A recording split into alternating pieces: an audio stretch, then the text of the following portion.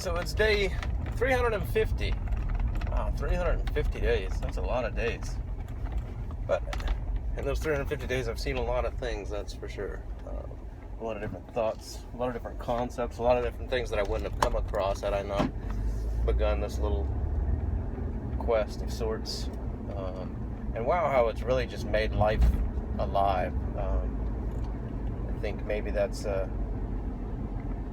one of the greatest gifts that's come from this is living the days without being on a quest or being with some kind of motivated push, some drive towards something, even if that something is unknown or isn't very well defined. Just the fact of living with that behind me has made every day so much more valuable and so much more insightful, and putting me in that state of being ready, being aware, paying attention, learning, expanding my mind,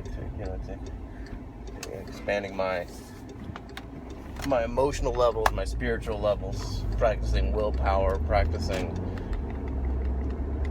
a multitude of different forces and strengths that need to be tweaked and understood and changed, and just a concentration on perfecting myself overall. I mean, just what a huge impact that makes on a daily basis. Every day is something powerful, something new, something fresh, something invigorating, something just alive. So much different than it was 350 days ago, when every day was just a rotation of days, just doing the same thing over and over and over again, and not really paying attention to what was happening, what was going on, the time that was going by, that there was no goal, no anything like that. So truly a vegetative state, which it seems like a lot of people are in, and if that's what makes them happy, more power to them.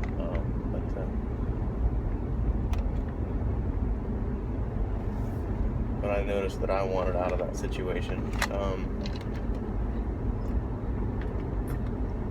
It's a beautiful day. It's coming towards the end of March, last couple of days of March, and spring has sprung. Some of the trees are just now starting to get some light little buds on them. I mean, spring is here. And as I was walking out to the car, I got outside today, and I thought, one of my favorite titles for a novel, and I don't remember the novel too well. I remember some of the vague premises of it, but it was by an author named John Fonte, and it's kind of a creative short story. Well, it was a novel. It wasn't just but it was. I believe it took place in the 30s,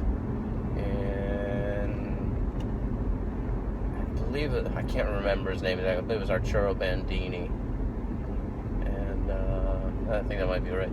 But he wrote little short stories in the novel. He was just this failed story writer in the 30s, and he was I think there was a romance with a girl from a foreign country that at the time he held lower than himself because of her descendancy. I don't remember too much about it, but it was the title. It was the title that matters here. The title was "Wait Until Spring, Bandini." And a lot of times in tough situations, I catch myself just saying that. Just wait until spring, Bandini, as if it's all going to change. Or, before it never changed. I never worked on changing it, so it just stayed the same. But it's interesting to think that spring is finally here.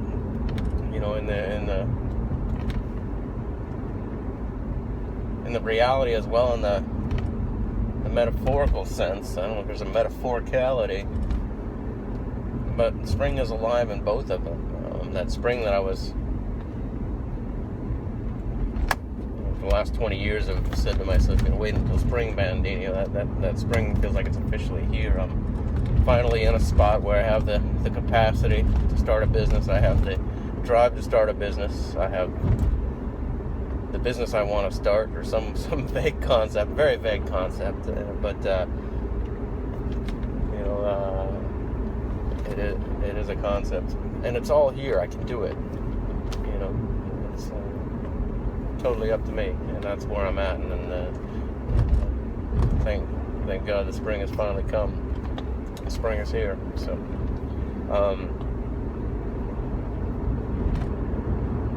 I think that's it. Day 350.